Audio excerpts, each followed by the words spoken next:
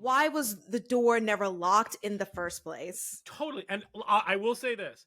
I think that a good door locking sound effect in a horror movie is super sexy. Like, like that, like clunk, or like, it just makes you What's feel a clunk? safe and Sorry, like go back to the clunk. clunk, like Like a like Hello. yes. Do you want to play a game? What's your favorite scary movie? Be afraid. Be very afraid. See dead people. You're gonna need a bigger boat. Here's Johnny. The power of Christ compels you! The power of Christ compels you! Whatever you do, don't fall asleep. Welcome to Talking Horror with Jamie and Nikisha. Hi, I'm Jamie. And I'm Nikisha, and this is Talking Horror with Jamie, And Nikisha. where we share our love for all things scary and talk horror through the lens of human behavior. Welcome, everyone. But also, stay quiet, lock your doors, hide under a table with a weapon, preferably, because today we are talking about the 2008 psychological horror film, The Strangers. Oh my god, who are you? I don't know you. You're a stranger. Why are you doing this? Leave. Stranger danger, stranger danger. I will say, I will forever, and I'm not from the Midwest, I will forever not understand not locking your doors.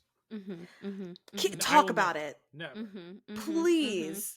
Because that was one of my main things that I probably put in all caps in my notes. Why was the door never locked in the first place? Totally. And I will say this. I think that a good door locking sound effect in a horror movie is super sexy. Like, like that, like clunk, or like, it just makes you What's feel a clunk? safe and Sorry, like go back to the clunk. clunk, like yeah, yes, like it makes me feel safe. It makes me feel like they're doing the right thing, but that does not supersede the fact that it should have been locked already. Absolutely. Also, hashtag ASMR for locks, please, for producer Brian, y'all. Let's get that together. Someone round up a video of just clunk. Yeah. Fair. Fantastic. Well, The Strangers was written and directed by Brian Plofsky. No, by Whoa, I mean, sure. crazy. by one Brian Bertino, excuse me, and it stars Liv Tyler and Scott Speedman. And so, heavy spoilers for The Strangers. And Jamie, hit us with the trigger warnings, because there's also a lot in this too. Yes, this movie is centered around a breaking and entering. So Yes. if you don't like the idea of someone breaking into your home, this film might not be for you. It's true. It also features a really awkward relationship dynamic. So if you don't like proposals being rejected, this also might be not for you. Very triggering. Because it is really awkward. And I do feel like that's like an important thing to name as a trigger warning, that like discomfort around a relationship kind of blowing up in that way. Absolutely. Yeah. And then there's some chasing, some shooting, some stabbing, some just like tormenting, some young children holding Christian little yes, Christian pamphlets, paper cuts, creepy masks, screaming, screaming, broken why can't I think of record players? Oh yes, record players, shotguns to the head. Yeah. Oof. Killing your friends. Yeah, that's sad. That was very sad. Poor Dennis. Not. That's my favorite part of the movie. Poor Dennis. Aside from the masks, to me, that's the most memorable part of the movie, when he kills his friend and the reaction afterwards. Absolutely. I even said to Jamie, "This is my favorite part of the movie." Yeah, you did. And I was like, I don't remember it, and then I proceeded to say exactly what was gonna happen. It's like, what happens again? Oh yeah, this. Blah exactly. blah blah blah. Is that what happens? I'm like, yes, exactly. Fantastic. Any more trigger warnings? Is that about it? I think that's Boredom. everything. Oh, well, Boredom. here's one other trigger warning I'll give. Proposals that happen at somebody else's wedding. Ugh, gripe That's number a, one that's a gripe. big that's a big Number fucking trigger. one. That's so uncomfortable. Other people's events are not to be made about you. I'm sorry. No. I'm sure we'll get into it. Yes. Oh, absolutely. We need to put a pin in that because that is absolutely a parlor talk that we can Oh go in yeah. on Mhm. about. Get ready, Yes. listeners. Fantastic. Well, before we get into all those things, producer Brian, please give us some words. Of course, I would love to. Hi YouTube, we're on YouTube. Hey. Hi, cuties. Additionally, we are wherever you can find podcasts, especially wherever you are on social media. At Yes. Talk Horror Pod, TikTok for as long as it's here, and then so definitely follow our Instagram at Talk Horror Pod and follow our Twitter. And we're doing some fun things over there for sure. And outside of that, I just wanted to say that I had a realization during this film Oh. that there are a couple of actresses as millennials that I feel like have been like there every step of our kind of like movie going pop culture experience. I think one of them is Anne Hathaway from like Princess Absolutely. Diaries to Brokeback 13 going Mountain, on 30. 13 Yeah. going no, that's Jennifer Gardner. But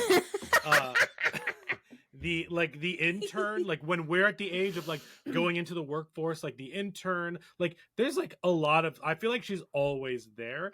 Another person is Liv Tyler. Because if you think about it, Liv Tyler from Empire Records to like Armageddon, which was like a big summer movie of our time. Yes. To, you know, the iconic Ben Affleck and Liv Tyler Animal Crackers scene in Armageddon. Yes. Then you have her in all three Lord of the Rings movies that were a huge part, whether you've seen them or not, like they're a huge part of the pop culture discussion. And Absolutely. then she's in like Kevin Smith movies like Jersey Girl. That wasn't the best, but like still Kevin Smith is a huge part of like I feel like our generation. And then you have her in like horror movies like this. And then if you into TV, she's in one of my favorite TV shows of all time, The Leftovers. So like I feel like she's been this actress who's kind of been there at every different stage of you growing up. Like I don't know, that was just something that hit me. I don't know if that's true or not. Maybe it's just true for me, but I thought that was an interesting look at her filmography or seeing it through that lens. Yeah, I totally agree. Especially just with all of the, even if you haven't watched, like I haven't watched Lord of the Rings, but it's a part of our culture, you know, our pop culture. So absolutely get that. Yeah. So it's cool seeing her in this aspect because I don't think I've seen a lot of Liv Taylor, but I really enjoyed her performance in this movie, and we'll get into all of that. But first, we need a plot summary from producer Brian. What's the plot? So much. So you have 2 minutes. I mean, I'm already, spoiler alert, 1 minute and 30 seconds of this is going to be on the first 20 minutes.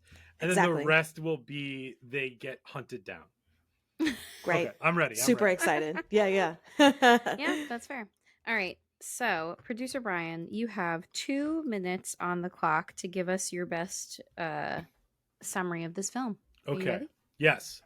All right. Ready, steady, go. So James and Kristen are a couple that just came back from a wedding. They're staying at his childhood like vacation home. And essentially what we find out is that he proposed to her in the parking lot at this other person's wedding, and she basically said no, and she's not ready yet. So they go back to this house, and the house is all done up as if she said yes, and like with roses and like a romantic evening. But there's a lot of tension, and it's just like, and he's a poor communicator, and she's totally like totally in the right. We'll get into that. Anyway, so he decides to go out and like just like clear his mind. He calls his friend because they only have one car. He calls his friend to come pick him up like in the morning. So he goes out, just wants to do a little drive around, get her more cigarettes. Um, but somebody somebody rings the doorbell and asks if Tamara is home. Tamara is home, and they say no. It's super weird. He goes out anyway because like, okay, you're an idiot. But he goes out anyway, and then so she starts getting attacked and sees these people. Her phone disappears, but she ends up calling him on the main line. He comes back. He doesn't believe her, sort of, for a little bit. We'll talk about that. And then all of a sudden, like, it's a home invasion movie. They get attacked, awful things are happening. Their friend comes to pick them up. He sees that the house is like totaled. They're huddled in a room with a shotgun, and they killed a friend by accident, thinking that it's going to be one of the three killers. The killers have these fantastic masks on. The whole time she's asking them, why are you doing this to us? Why are you doing this stuff? They finally answer at the end, because you were home. They kill him in front of her, and then they stab her. And then the little kids find them in the morning, and then she basically takes a last breath and jump scares them because I thought she was dead. I also want to say this is bookended by the fact that they're trying to make you believe this is based on a true story. And that's the plot. Yes, that was great. Great job. I was proud Good of that. job. I was proud. That of was a really good one. Yeah, absolutely. Okay, let's get into it because there is a lot to discuss. Let's start with our first segment, likes and gripes. And now our likes and gripes. So I do want to say this is my first time watching it, but I know Jamie has seen it. Brian, you've seen this as well, yes? Yeah, this is your first time watching this? This is my first time. Mind blowing to me. I didn't know that. I know. I didn't I know thought that. we were going into this all having watched it. Oh, you got to go first. Yes, Oh, yeah, okay. Oh, yeah. Please. Well, I also, if you could give us context, Nikisha, on like, Yes. what your expectations were, and through social media and stuff, like what Yep. you thought this movie was going to be. Like, I want to hear. This is fascinating. Oh Yeah. my god. No, it's super exciting. And I was very excited to watch this movie because I have known about this movie for a long time. I just never sat and watched it. It's one of those where it's in the back of your brain. And if somebody brought it up, I would know that it was a home invasion movie, but Yeah, I would never think of it of like, oh, what do I want to watch today? It's not in my brain. So I'm really happy that we're doing this. And I knew that people loved this movie. Okay, so I went in thinking like, okay, I feel like this is going to be really good. I knew it was a home invasion movie. I also knew the famous line of, why are you doing this? Because you were home. Which I will say at the top, I really wish I would have watched this not knowing anything about it, because I feel like that line would have hit even more. I still think it's one of the greatest lines in horror movie history. Like, that is my opinion about it. I would agree with that. I think it's Yeah. super effective, especially for a home invasion movie. Like, Yes. I feel like it's either over explained or not explained at all, and Right. that line perfectly sums up the latter version of a movie. Of an Absolutely. invasion movie. And I think it's because it makes you as an audience kind of realize like, this shit could happen no matter who you are, no matter where you live, no matter your social class, no matter Yeah. what. Like, You're not like a chosen person. exactly. Or no one is like, yeah, you're not an actual chosen person. It's really just people are crazy in this world and they will do whatever they want to do. And that is what makes it the most scary, is because it can just happen to anyone, right? And we're just witnessing this one particular instance, this one particular night event, but shit like this happens all the time. So it's just kind of like, oh, mind blowing. Yeah. So I just thought that whole thing was fantastic. I also want to throw in the last line of the movie, which is like, it'll be easier next time. Yeah. Yes. I think that was really effective too. Which I do have a question about that I'll ask y'all like towards the end, just your opinions on it. But I love producer Brian was saying at the end of his plot summary about how they're trying to make you think like this is based on true events, or or something that has actually happened. And so that was one thing I really loved at the top, that it was a narrator at the beginning, like it's a documentary, like this is what happened on this night. I also loved the shots of the houses, the different houses, and it fading in and out of the different houses. It just really kind of made you think it was in that serial killer true crime documentary type vibe. And it feels like it's the perspective of the killer trying to search for which house they want to actually come in and invade. So I love that. I always love an internal conflict within the horror movie. So the fact that this couple was having issues and that's where it started, I love that as the foundation of everything that was going to happen. And so like everything else is just kind of heightened, but you're already sitting in the tension of this relationship. And I didn't know that that was going to be in the movie. So I really, really loved that. Mm-hmm. Love the shadow of the woman at the front door when they first knocked. Thumbs up. Thumbs up. And I just love that you never see the killer's faces. It makes it even more mysterious and frightening, and the tension, because you have nothing to hold on to. Yeah. These are really just random people that you could walk in an elevator with the next day. You don't Yeah. know, they could have killed somebody. I do like to add to that, Nikisha, going back because you mentioned it. I really like the small detail that like she clearly unscrewed the light bulb a little bit. Yes. Like when they're flipping it off, so like they can't, it doesn't work, They can't be seen. They can't be seen. Yeah. And I do like that they show them at the end. I was about to say, I like that because that's really like the solidifying moment of like, oh, they're gonna kill them because they don't care that they're being seen, and it's like that moment of like acknowledging like, oh, this is really happening. Yeah, and it's like this perverse attention that the killers are kind of emanating, where like you can see my face, you know who's doing this to you because I have you tied up and now you won't get away. It's like this fetish. Like that you're seeing. Like I thought that was really effective, and the clips of like just seeing their chin or the side, like and you as an audience member are just like, oh my god, just show it. And I think that's why scenes, spoiler alert for the first Omen, that's why scenes from like the vagina sequence in the first Omen, we're so used to these strangers types movies where like they'll show you bits and pieces, but you know you're not going to see the face. But in that movie, they subvert expectations by actually showing you the thing. But I think that on the flip side, I think the strangers, this movie specifically, does that really well. Absolutely. Yeah, I agree totally. And them showing at the end, you just know that they're going to die, and that's just also so kind of disheartening as an audience member just watching it, because you're just really rooting for them to, or one of them to come out alive in some instance. Also, I love that there's a lot of shots that I loved, like the wide shot, I guess the poster shot of her, Liv Tyler, and then the killer is in the back and she's like walking around, but she can't see him, but we can see him. Like I just love those shots.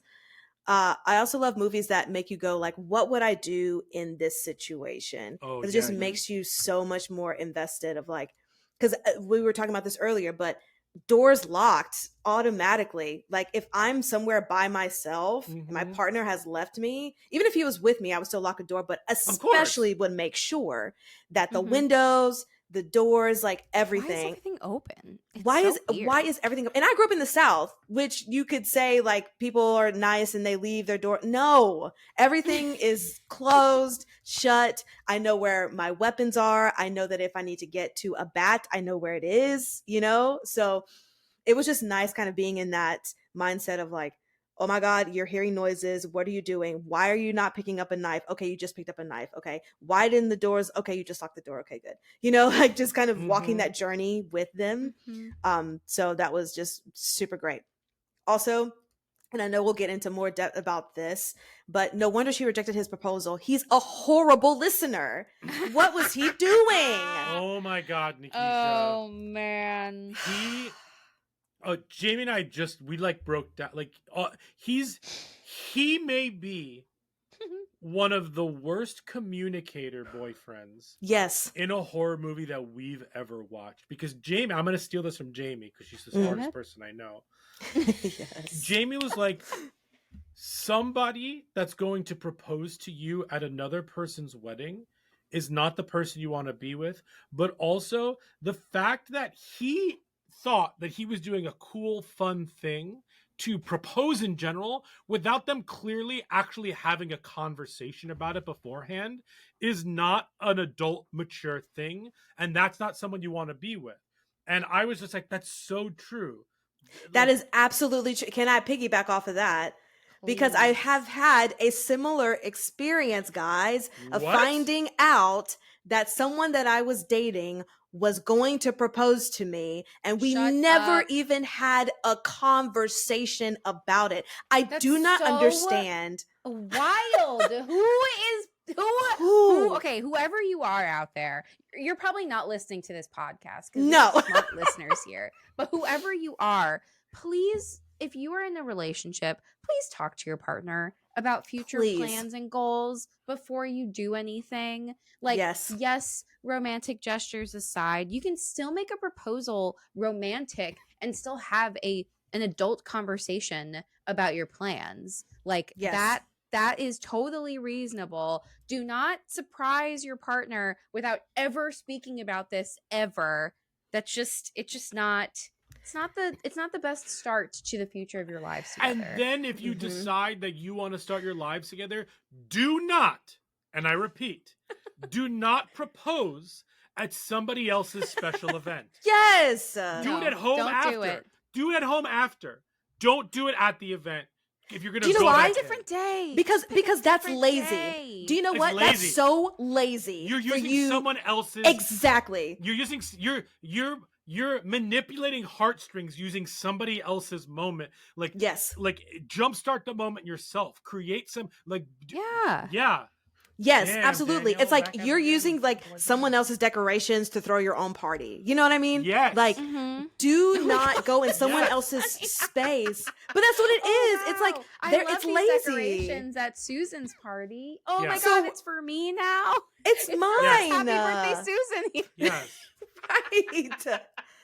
I hate my that. Come God. up with something yourself. Blow up the balloons yourself on Yes. another day in another original. space, and fucking be original and talk to your partner. Literally, guys, I in my relationship, we were only dating for a couple of months, but I was about to go off on my first tour, and he just thought that it would just be great if he would propose before I left. Nope. But I was making a joke, and I was saying, haha, my friend just said that, yeah, are you engaged or something? Because I was going to tell her I got the tour, but she was like, oh, are you engaged or something? I was like, oh, no, that'd be funny. Ha ha ha. And I'm telling my boyfriend at the time this, and then he's like, oh, wait, so you wouldn't want to be engaged? And I'm like, no. And he was like, oh, well, I thought about blah, blah, blah, blah, blah, and proposing to you on blah, blah, blah, blah. And I'm like, we never talked about this.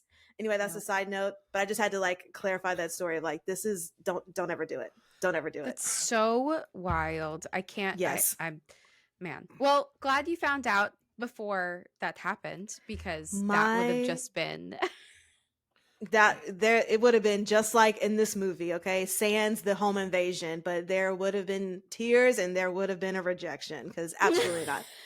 And that has been a parlor talk. And that has been a parlor talk. Come, sit, have a drink. It's parlor talk. My last couple of things in this, Big and then time parlor talk. we can big time parlor talk. The killing of the friend scene, I loved it, even though it was one of those moments where I thought, oh man, I should have guessed that this was going to happen. It got me by surprise, but I'm happy that it got me by surprise. Sure. Because it was like, oh, this is, man, the friend tried to help. But also, friend, you're seeing that the house is a mess. The car is broken into. Like, why are you not calling the police immediately? Also, his car got talk. hit. Also talk. Yes, and then his car, yes. Like, communicate, call someone, because even if it's a false alarm, like, you still got attacked, apparently. So call the police. If I was in the friend in the car and that happened and I see the outside of the house being messed up, I immediately call 911. I would still probably go in and try and like help my friends see what happened. Right. But there would be a phone call made. Yes. Like, people will be on the way. Do you know what I mean? Like, Yes. ugh, hate that. Also, there was a tiny bit of moment where I was like, Liv, you're being a little too helpless for me right now. I need you to like get your big girl panties on and like figure it the fuck out yourself, especially because the person that you're with is obviously not going to help you in this instance. So you got to figure it out yourself, girl. There was just a little bit of moments towards the end where I was like, you're just being a little too helpless for me as a character. Like, I enjoyed her performance, but like that particular character, like, get it on your own, girl. It's gonna be fine. Yeah. And the last thing, Oh wait, no, that was it. I said everything. Great movie. Love the hype. I mean, I get the hype. It's fantastic. I had a great time watching it. But like I said, I wish I would have watched it not knowing anything. I feel like it would have been Sure. even more impactful. But I had a great time. Cool. Who would like to go next? I'm happy to go next. Go ahead. Um, I think that there were some. This is my third or fourth time watching it. And I will just preface it by saying the first 30 minutes were my favorite time watching this first 30 minutes. Mm. I just because I had really forgotten the setup for this, and it was really fun to be angry about it and talk to him about it with Jamie while we were watching it. And I think Jamie agrees with my next sentiment. I actually found a lot of the home invasion stuff pretty boring this time. Okay. Because that's not the fun part of the movie to me. Like, the lines are amazing. Like, you were home, next time it'll be easier. Even hers repeating this isn't happening. I thought Liv Tyler's line reads in a lot of these moments were really very good. I thought the costuming in this was excellent. The idea that they start in this formal wear, then she gets into her like casual wear. He's kind of always in his formal wear, and then they change her back into her like Yes. into the before. Like I thought that was really interesting. I don't know what it means per se. I'm sure we can dig into it and make more symbolism of that, but I just kind of liked that. I like that she was in her casual wear, like the flannel and stuff and the jeans throughout this. I love that this started with sad tears because we know it was going to turn into like terrified tears. I think that was a cool transition. Mm-hmm. I thought that the image of them sitting at a street light, like a traffic light, excuse me, with no one around, with the tension in the car and they can't go, like they're at the red light, was both visceral, was totally understood. I've been in situations like that, but also like symbolic of like where their relationship was at that moment. I thought that was really, really well done. I really like that we didn't have to hear her say no to know exactly what happened. Yes. I think that was super clear. I love that he sat down and ate the ice cream.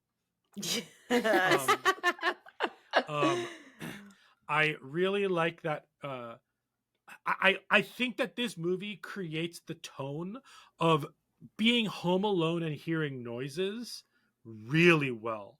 We know it's real, but if we didn't know that it's real, I think that it really creates that momentum of like working towards the actual home invasion.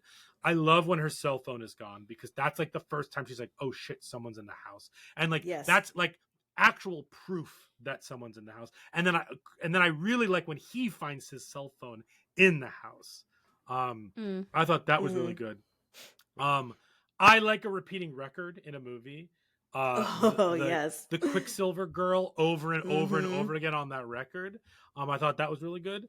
One of my favorite moments in this whole movie is when Liv Tyler eats shit outside, because and hurts her leg because I haven't heard Jamie laugh that hard in a while. That I forgot is that fantastic. happened, and it really got me. I was cackling. Yeah, girl, wear your shoes. Yeah. Put some shoes on. I know. I will say that I think that this movie, at first, hear me out, at first, does a good job of making you feel bad for both of them. But once you get more information, you see what like kind of a garbage person he is, like that changes obviously. But I think that especially at the very beginning when something is wrong and she's like, let's sit here and talk to me, I think it comes from how bad she feels, but she never feels bad enough to like make him feel better. I think that her performance makes you feel bad for both of them, even though I don't actually feel bad for him because he made a bad decision in every possible way, including when they're being invaded in the home. He makes bad decisions. Like if Jamie and I were in that situation, we would both go to the barn. I wouldn't be like, stay here. Like we would both go to the barn. We would both, you know what I mean? We would do all that together. Like in this, I feel like in this movie, in this situation, we wouldn't have opened the door. No, we wouldn't have answered the door. Also, that I also would have called the police. I honest, if I'm going to be completely honest, if we were at a house, an Airbnb or whatever, and someone knocked on the door and said like, "Is Tamara home?" Like I probably I probably would be like, "Okay, I'm gonna go to bookings.com and like get us a hotel for tonight." You know, Yeah. like I'm immediately like, I'm just getting a like, I don't care how like, at that point the car is intact. You know what I mean? Mhm. Like anyway, I mean, to be fair, like if they got in the car at that point in time and started to drive away, like they could have pulled down the driveway and done the same thing they did halfway through the movie. But like that's Sure. just in terms of my thought process, like we're out of there. Yeah. I do Absolutely. understand that because it's his oh, you're welcome. Because it's his childhood home, he feels more comfortable with all that stuff. I get that, but like still. But there's nobody around. Like, yeah. Jamie asked a really good question while we were watching. I'm stealing all of her stuff. Yes. Would the strangers have attacked if they didn't answer the door? Right. Because do you think like they would still know they'd be in the house because noise would be made or they could see them through the windows? Do you know what I mean? Like they would know someone was there, but you're saying like even I don't know. I think that they probably still would have tried because they knew that Yeah. someone was in the house. Yeah. Even if they didn't probably answer true. the door. That makes sense. Yeah, the knock would still rattle them, I guess. Right. But also yeah. don't answer the door at 4:00 in the morning. At 4:00 in the morning. Mhm. It doesn't matter who it is. I'm gonna Yeah. need the police to show me all their badges before I open the door for anybody. Yeah, 100%. So Yes. these are my bigger. See, these are some of my other gripes that we haven't covered yet. Mhm. I'm the opposite of you, Nikisha. I think this movie works too hard to make you think this is a true story. Okay. I think it works too hard because it's not really based on a true story. It's based Right. on the fact that he felt like writing this movie after reading about the Tate murders and Right. imagining what happens. Like that's not like it just works too hard, in my personal opinion. It has. Did anyone notice it has weird moments of slow motion here or there? Yes. No, The when? front door closing and a shot behind her back. That was weird to me, and I don't think it served any purpose. Yep. No, I didn't literally notice. wrote weird slow mo. Yeah. Nice. I'll leave this for Jamie to talk about, but I really hate that he only half believes her when he comes Yeah. back. That didn't make sense to me, and I also hate that in horror movies. Right. He's so casual in the busted car. When he goes out to try and get out of there and his car is busted, he's like, well, let me just grab my phone. My phone's on here. Let me just like, oh, I'll get you guys. I'm like, this is a serious situation, sir. A serious, like you've already heard what your girlfriend has said about the thing. Yeah. And now you are literally seeing your car busted up. And you're just like, oh, it'll be fine. Yeah, like unacceptable. No. I don't know. We checked the whole house. There's nobody in here. They're not just gonna be in there. If they got in, they can get out. They could be hiding. Like, what kind of an explanation is that, you piece of Yes. shit? Yes. Agreed times a million. Yeah, he's a terrible communicator. Oh, I actually think that the worst part of his communication in this movie in the moment is when they're looking for the bullets. And he's just like looking around and she's like, what did you do? Like, he's like, just ask her to help you look for the bullets. Yeah. Like, come on. Ugh. Oh, an idea that this movie never fully gets into, but I love, is when she finds out that he's lying about having gone hunting as a kid. So, two things about that. One, to me, that explains his character a lot. That he's actually a wuss, but he lies about being more brave and cooler than he is. Like, Yes. I went hunting with my dad. Like, I think that explains a lot. I would have been more interested, and I know this is not the point of the movie. But if we've kept finding out that like he lies about these little things too, and so like he's not a completely different person, but he's not totally the same person. And when that happens, I 100% think about the Fresh Prince of Bel-Air scene when he is locked in the laundry room with his girlfriend at the time. And she's like, you think these nails are real? You think these eyelashes are real? She pulls off her wig and he's just like, he didn't know that like all these things were fake about her. I think about that scene all the time. It lives rent free in my head. But that's when you find out these little lies about someone, like that's the scene I think about. That is a great scene because he was like, use your nails to open this can. And she was like, here are my nails. Yeah. An amazing scene. I love that. Fantastic. I think I've said this before, and this is my last gripe about this movie. And this is a me thing. I no longer like watching movies where the characters make bad decisions that are not justifiable by anything they've previously presented in the movie. They're just making bad decisions in the movie to move the like home invasion plot forward. It is not based on anything that we've seen before, and that really bothers me. There's nothing better than a horror movie where they make bad decisions that you can believe 100% based on either the character, the situation at hand, or just a lot of little bad decisions that end up leading them down the wrong way. That is a more interesting horror movie to me than bad decision for bad decision making's sake. That being said, I still like this movie, but this third or fourth time watching it through, the flaws for me, and as a more not experienced, but a longer horror movie watcher now, those things really stuck out to me, and I'll talk about it later. But there are better home invasion movies than this one, even though the masks are wildly memorable and the lines are memorable, and honestly, the performances are memorable. And I'll get to that in my suggestions later. I'm still very excited to see The Strangers Chapter 1, even though I don't need to know how they became the Strangers. That's not the point of this. But anyway, those are my likes and gripes. Jamie, please. Help. Yes. Brian stole a lot of mine. I don't know how many times I've seen this movie, and I also can't remember if I saw this movie in theaters or not. I feel like I did, but I truly I don't know because I have seen it a few times. Yeah. And I don't know why, but on this particular viewing, it didn't do it for me. I found myself really bored.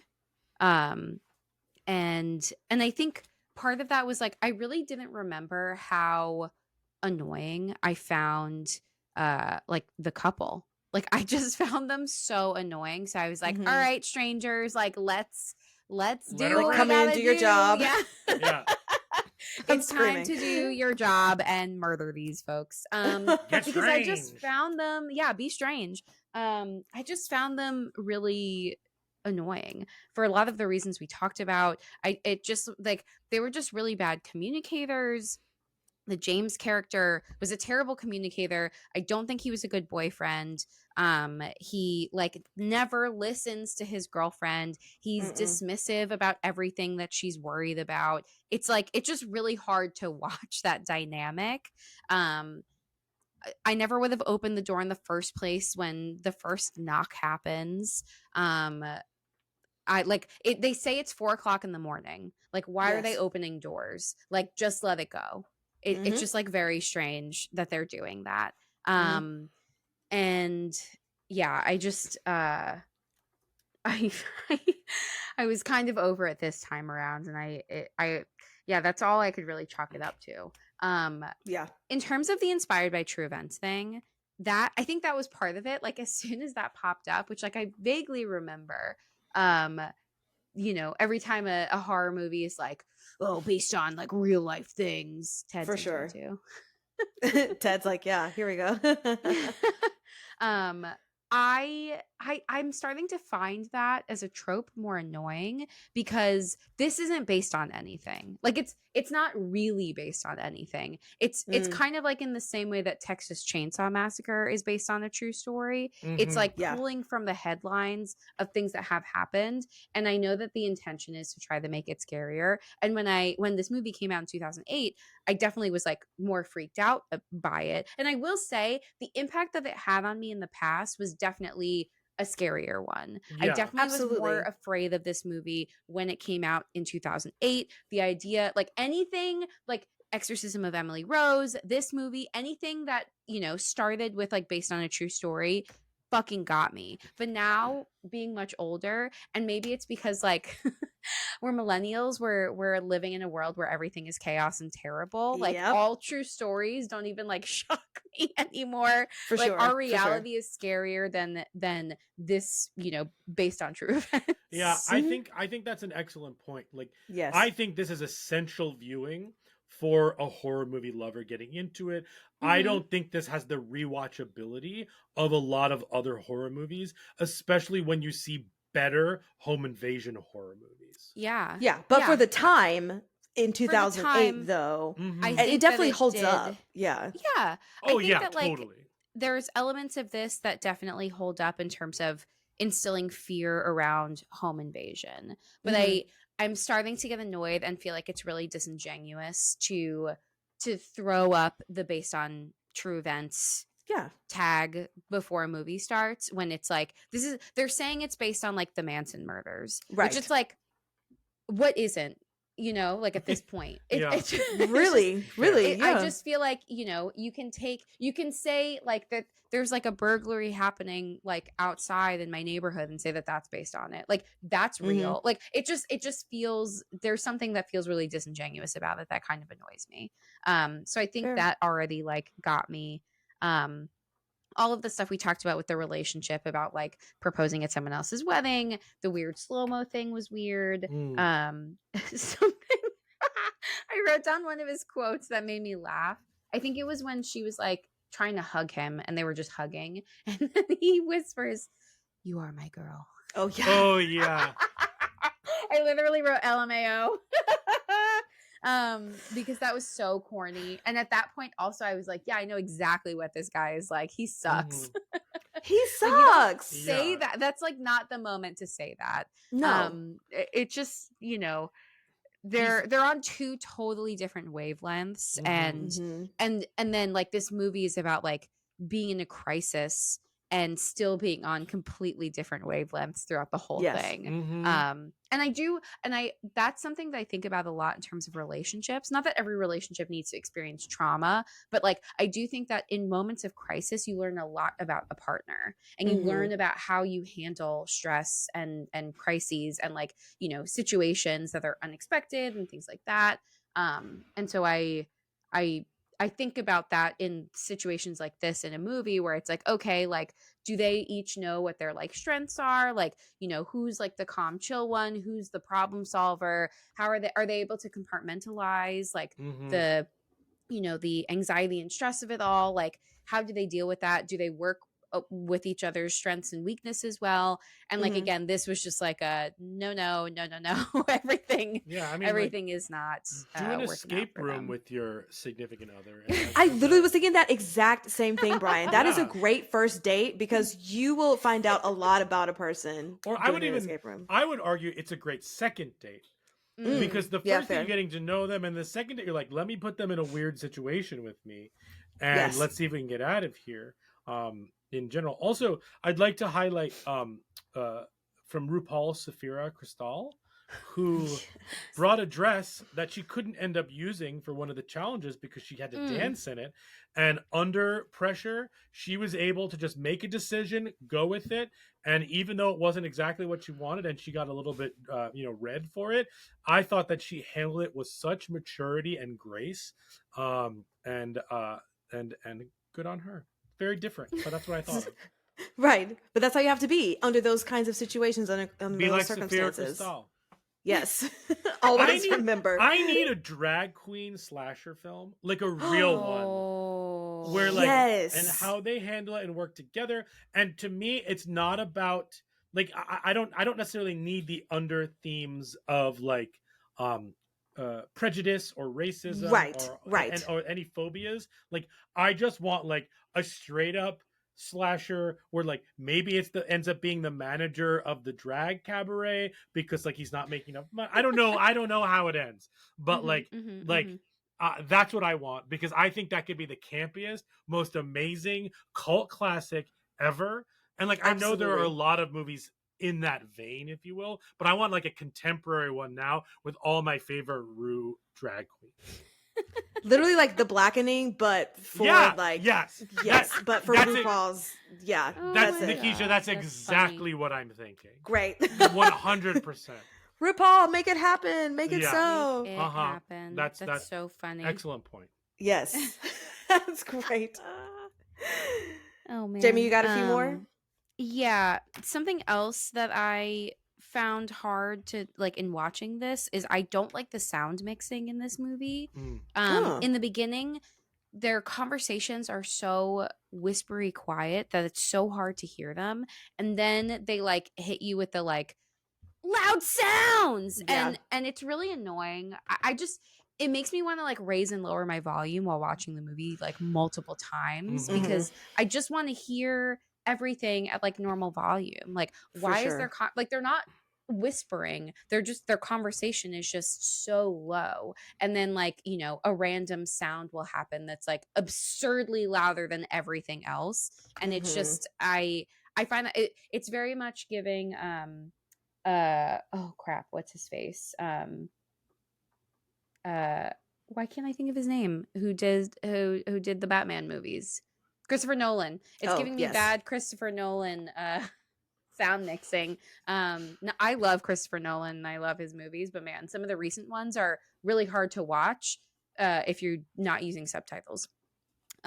So it's just like I can't deal with the whispers and then like the loud in my brain. Sure. And then one other thing, we already said that the boyfriend's super annoying. One other thing that I thought was really weird is he has the gun. I know that he didn't have the bullets, but like the other, like maybe the people breaking in don't know that. Why are you searching the house holding the gun down and not like up in case there is danger so that you can like, you know, be perceived as a threat? I just thought that was weird, even though he like admits that he didn't actually go hunting, but like you know in theory you understand how the logistics of a gun work in the situation where you have already picked up the gun. Like walk around and act like you own this place, which you actually do, and like you know like look like you're going to be menacing back to the people who might not know that you know where the gun is, who might not know that you don't know how to use a gun. Like it just is that was just like weird. But yeah, I know that this is a cult classic. I'm hoping that this like new trilogy is good. I'm saying it right now just based on the trailer. I'm going to be super disappointed if the new one, chapter 1, is basically just the same thing. And I say that because the trailer kind of makes it seem like it is. It's giving the same beats, it's giving the same exact lines. Like I don't understand why, like sure, this is an interesting, you know, universe to explore, but I don't actually really care why they decide to do this because the whole point of it being scary is that like it's purposeless. Exactly. But B, if you just do the same thing and you just redo a movie that already exists, it's going to be really hard to pull me back in for 2 and 3. Yes. That's absolutely fair. And also, did you guys ever see the sequel to this? No. But I'd be interested in watching it. It's on Same. It's on Max. It is. Yeah. Yeah. I was just curious of what that was even the sequel was even about. Like it's the same people doing it again to somebody else. Like yes, because they like identify them by their masks now, which I also kind of think is silly. Like I think it's scarier that it's just like these three strangers who just like pick up these random masks, but now you have to give them names. So now it's Dollface, Pinup Girl, and the man in the mask. And I was like, they didn't have names. They were just people in masks. Why do they need to be identified? Yeah, exactly. They're just stranger. Like just again another thing where I'm like, this is so unnecessary. It's scarier when you don't like give them these like personas, make them nameless. It's creepy. Yeah, I get that. Anyway, absolutely. Well, I am curious, and we will definitely be covering the other ones when they come out. So stay tuned to hear our thoughts about those, and maybe in between we'll watch the sequel and kind of see if there's any. I mean, Brian Bertino wrote it. The sequel. It's directed by someone else, but Christina Hendricks is in it. Yeah, I would watch the second one for sure. And he did The Dark and the Wicked, which we like. Right. Exactly. Yeah. Yes. And he has another movie coming out called Vicious. Yes, in 25. With Yeah. Dakota Fanning. Yeah, I like him. I think I think this movie is really well directed. Yes. Like I won't take that away from it. I honestly think this is a rewatch problem Yeah. for me. Which absolutely would make sense. I'm excited whenever I revisit this again if I feel that way. Yeah, But yeah. truly, yeah, first time viewing, great, excellent. You don't know what to expect, but I can definitely see how watching it again could yield those responses. Great. Is that all? Anyone else have any last things they want to say? No. Fantastic. Let's get into our next segment. Brains. Tasty, tasty.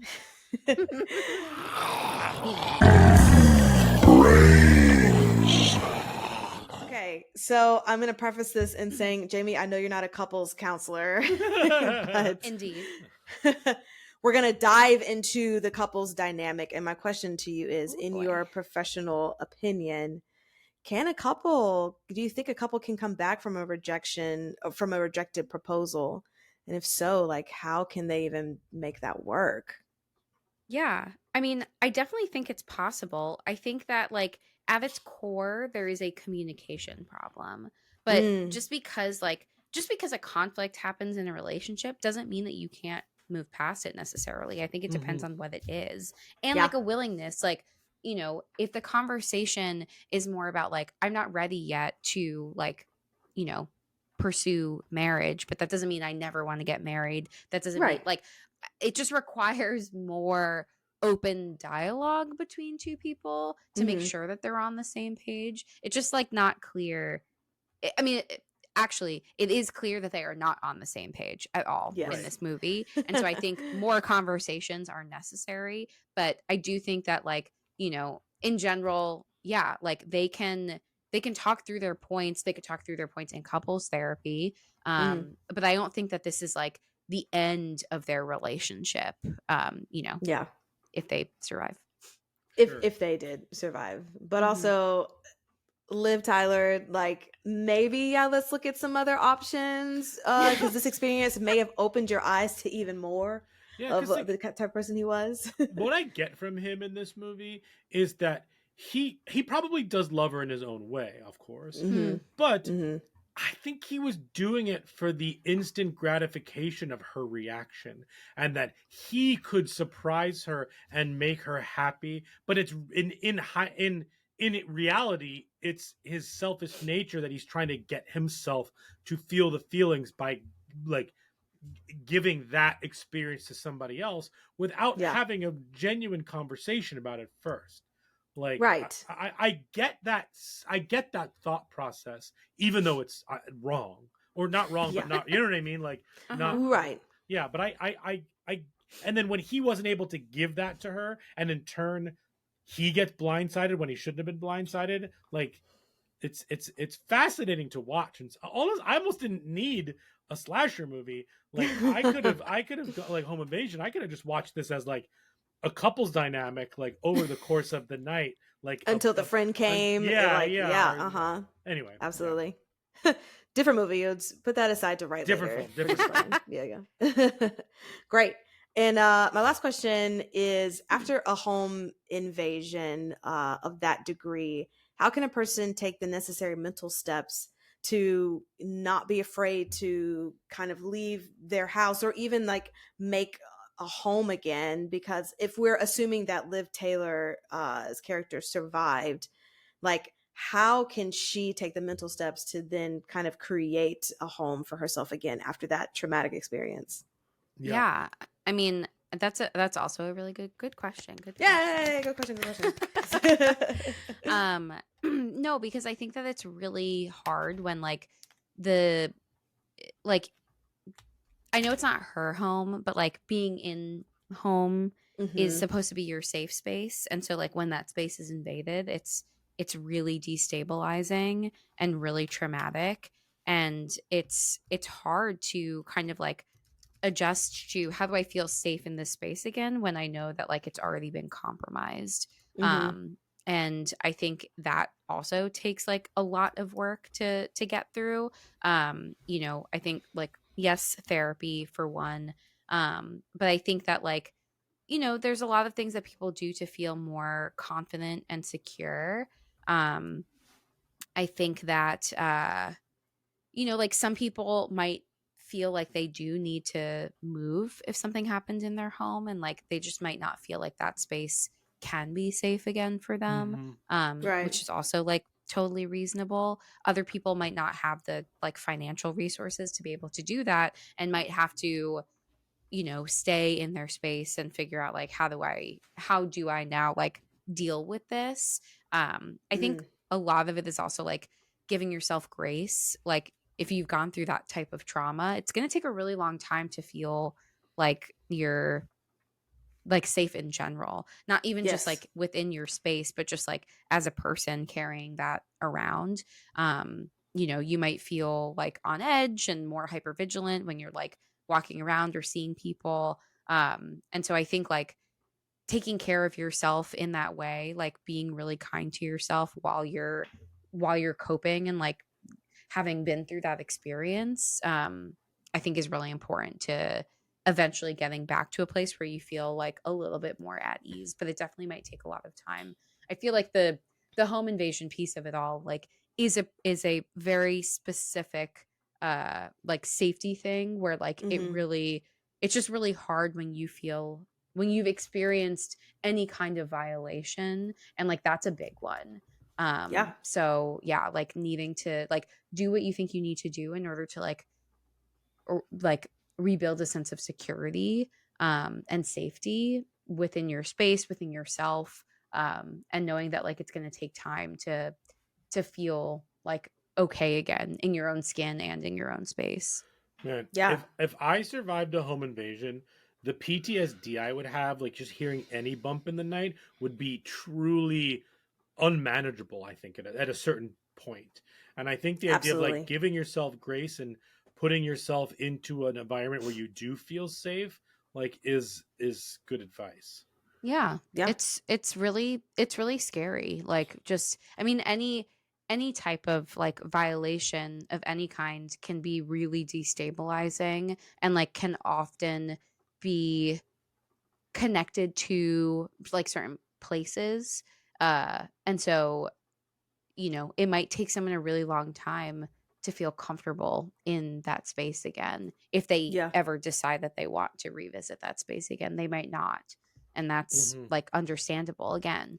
Right. So I think it's just like really about like that process. And I know that people really want to kind of power through and just like go back to the like, why can't I just go back to feeling safe again? But like, it's just not that easy. Yeah. And it is really frustrating. But I think that's like the biggest part of like giving yourself empathy is like, Absolutely. you want it to be a certain way, but that's Not just the not reality. reality. Yeah.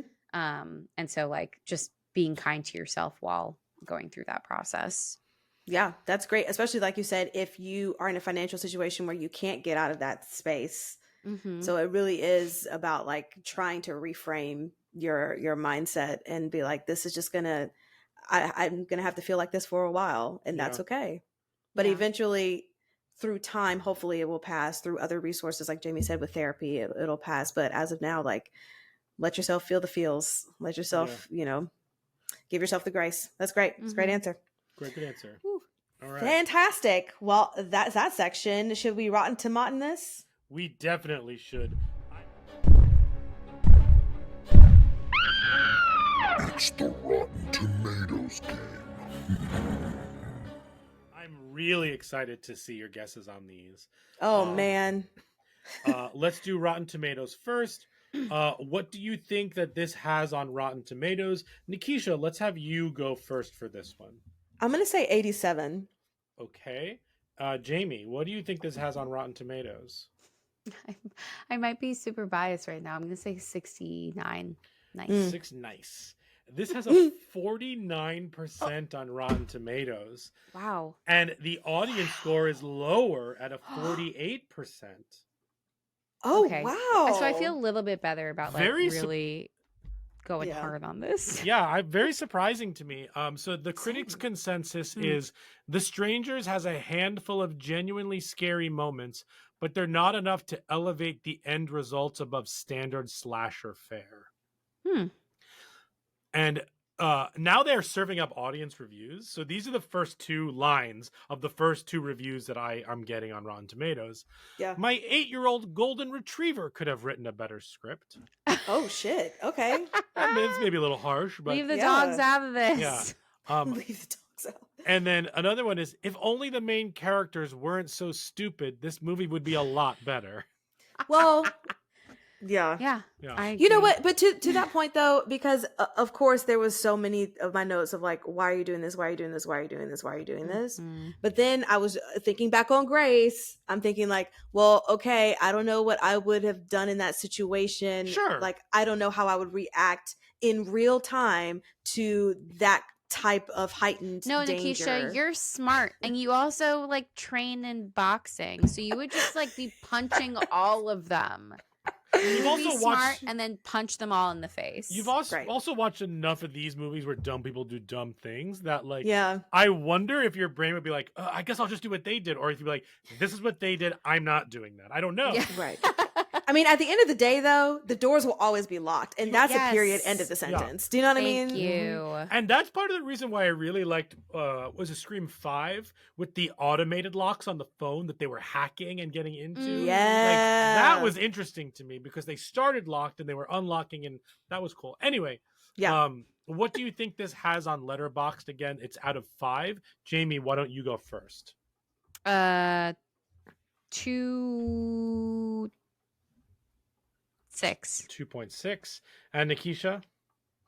2-3. Okay, this has a 3.0. It's rounded up from a 2.96. And here are some of the most popular reviews. I don't know. I think I could survive. Another one. I would simply pretend I was not home. Truly. And then the one that really matches our energies. This is the most liked review for this. Everything that happens in this film is absolute karma from proposing at someone else's wedding. Yep. Yes. Amen. Amen to 100%. that. Agreed. Amen. 100%. Yes. I love it. That is great. fantastic. Great. Should we do the 4 S's? Yes. Skull, scare, shakes, and suggestions. The Talking Horns 4 S's. The 4 S's are skulls, scares, shakes, and suggestions. Skulls is how well this movie handled mental health and human behavior. The scares aspect of this is how scary was this. And then shakes, how much are you shaking this off? This is a one and done. What are we thinking there? So, Jamie, let's start with you with your skulls, scares, and shakes. Sure. For Skulls, I gave this a 3. I think the most intelligent people in this movie are the murderers. I think that everybody else just makes foolish decisions, including Dennis walking into a home that's clearly been messed up and says nothing. Is just walking in pure silence. Fool of a move. Gets Also, shot in the face. Turn off the sound. Like, the first thing I would do is like turn off the album, the record, so that I can hear what's happening. No, I would just be screaming. I'd be like, hello, hello. Yeah, also true, like, that's also what I true. would be doing. Yeah. For scares, I'm giving this a 2. Like I said, this time around, it really didn't scare me. What was unexpected was Liv Tyler falling in that ditch, and that Oh, shocked man. me. That so gotcha. I'll give that You one really. a point. That It was was a great moment. And for shakes, I'm gonna give it a 4 because, like we were talking about, I think for the time, it definitely was an impactful what's it called? Breaking and entering movie. Home invasion. Home Yes. invasion. Breaking and entering. And I think that it, like, the perception of it has changed, even though like those are some not so great Rotten Tomato scores. But Sure. but I think it has an impact on the genre of home invasion movies that I think is important to note, but I also didn't remember a lot of what happened in this movie. Sure. Mm. Nikisha, what are your scores? I'm gonna be a lot nicer because it's my first time Sure, yeah, watching that's it. You may. Thank you, appreciate it. I'm gonna give it a 5 for Skulls. Like I said, I was trying to give them the benefit of the doubt, but of course, dumb things were Mhm. done. Scares, I'm gonna give it a 6 because the tension building really got me. And I'm gonna give it an 8 for shakes because I had a good time. I had a really good time watching this. So. Cool. I'm gonna give it a 4 for skulls. I think that the way that if you remake this movie and improve it, I think that he needs to earn her trust back through the I think you start the movie the same way. And it's so interesting the way the movie starts. Because what you think is going to happen is that maybe he's going to earn his trust back. They're going to work together. He's going to show like who his true colors are. And she's going to be like, oh, maybe I can marry this man eventually. Like he's communicative. Like I would love to see that in that moment of trauma, he's actually a communicator. He changes. That would have been cool. That's not what the movie does. They make dumb decisions. 4. Yes. Scares, I'll still give this a 4. I think the end lines are effective and memorable for a reason. The masks are effective for a reason. Honestly, that scene that Nikisha was talking about, which is the poster where he shows up behind her, like that stuff is scary to me. I think that this really creates a scary sense and an atmosphere, but it didn't like make me like drop my tea. Yes. And even though I've kind of been negative a lot about this film, if I had rated the shakes on this one before rewatching it, I would have given it like an 8. But on this rewatch, I'm still giving it a 7 because it's memorable. The images are memorable. The performances are memorable. That line is memorable. This is a movie. If I was saying like what the top 5 home invasion movies, this would probably be in my top 5 because of its memorable ability, or memorability. Like I think so. And I'll go last in my suggestions because I have my top 5 home invasion movies. Okay. But whatever you all don't say, if you are going that way, I'll just finish with. So, Nikisha, why don't you start? Yeah, my favorite home invasion movie is You're Next, and that will be like, forever in my brain. But also, I will say, the first Purge movie because it's basically a home invasion that's a great too. one. So, Jamie, I also made a list, so sorry if I stole some of yours. that's okay. Yeah, I wrote down the Purge. I forgot. So one I really like, Funny Games. Good one. That's a great movie. It's also remade by the same director in English if for whatever reason you hate subtitles, and it's basically a shot for shot remake. But it's a good movie. Watch it, whichever version. Hush is an excellent home invasion movie Forget about that. our fave, Yes. Mr. Flanagan, and has a unique twist on it that, if you haven't seen it, I won't spoil. But it's a really good movie. And I'll say one of these because I'm assuming it's on Brian's list, but I'll throw it in if he doesn't say it.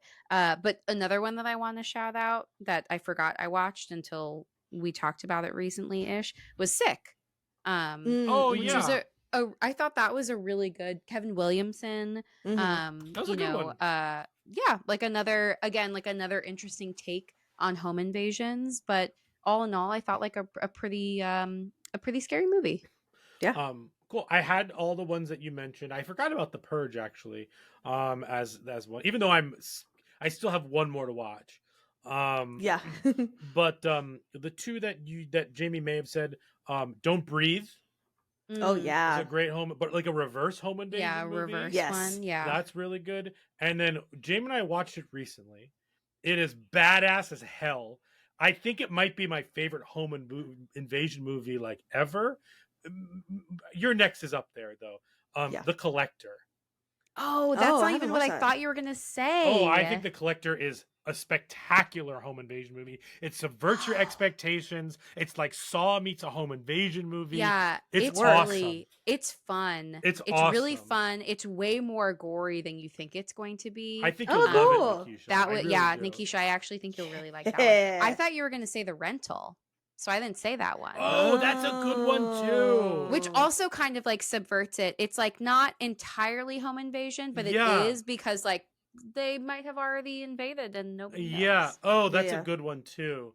Yeah. There's so many. Like there's so many where like now I feel like it's even more interesting just because they are like kind of taking the idea of the home invasion and then like doing their own spin. Like all of these are like slightly different variations where the core is home invasion. And that's why I feel like this genre can be so interesting because like home invasions inherently are scary. And then you can kind of go with it where you want to and still make for a really interesting thing. And maybe that's why The Strangers is kind of like, you know, wavered for me, is that like there's so many other interesting takes that are out now that like that has really captured my attention in a very interesting way. But you still have to like, you know, give credit to where credit is due for an original like you know, concept for what it is. Oh, I'm gonna make a home invasion TikTok now. You should, because these are great suggestions. Yeah. They're really good suggestions. And now I'm trying to find where The Collector is on streaming, so I can watch watched it somewhere. At the very least, I'm sure it's on Tubi or something like that. Okay. We were gonna start the sequel, and the then collection. The collection or the collector? Yeah, it is on Tubi. The Collector is the first one. Okay. The collection is the sequel. It's currently on Tubi and it's on Prime Video. Oh yeah, I see. Definitely worth it. Yeah, that's a good one. Definitely worth it. Really good. Cool. And like actually good. And, no, for sure. Decision making makes sense in that movie. Yeah. Or I can't wait. I have we it. should do that one. I would do The Collector at some point. Put it on our list. Yeah, I will. I will. Great. Fantastic. Well, that wraps up our episode of The Strangers. You can find us on all social medias, Instagram, TikTok, Twitter, at Talk Horror Pod. And Brian, where can they listen to us? You can listen to us wherever you get your podcasts. Maybe you get them on Spotify. We're there. Maybe you get them through YouTube. We're there. Hi, YouTube. Or maybe you're an Apple girl. You're an Apple guy. You go to, I was like, where do you go? Oh, Apple Podcasts. Apple Podcasts. Yeah. Good stuff. Maybe you're just an Apple person. And like an Apple person, an Apple Pokemon, you know, whatever the case may be. There are weird Apple Pokemon that I recently learned about. Anyway, if you're an Apple person, an Apple human, go to Apple Podcasts and rate and review us there. 5 stars, please. And thank you. And truly, moral of the story, do not propose at someone else's wedding. Don't do it. Else's wedding. Moral of the story. Because you deserve it. You'll get murdered that night. Literally, you'll get rejected and murdered that night for the crimes you have committed. Thank you. Question. Yes. If the movie, I know it's not the point of the movie, but if the movie ended with them taking off the masks and it was like the groom, the bride, and like, I don't know, a third, the priest like, or something. We know like what you did. And like, this is what you get for proposing. And they let her go because she said no. She said no. I love it. I think that would talk about subvert expectation. Absolutely. Yeah, make this movie. I would watch it. Yeah, totally. Fantastic. Thanks, guys. Bye. Bye.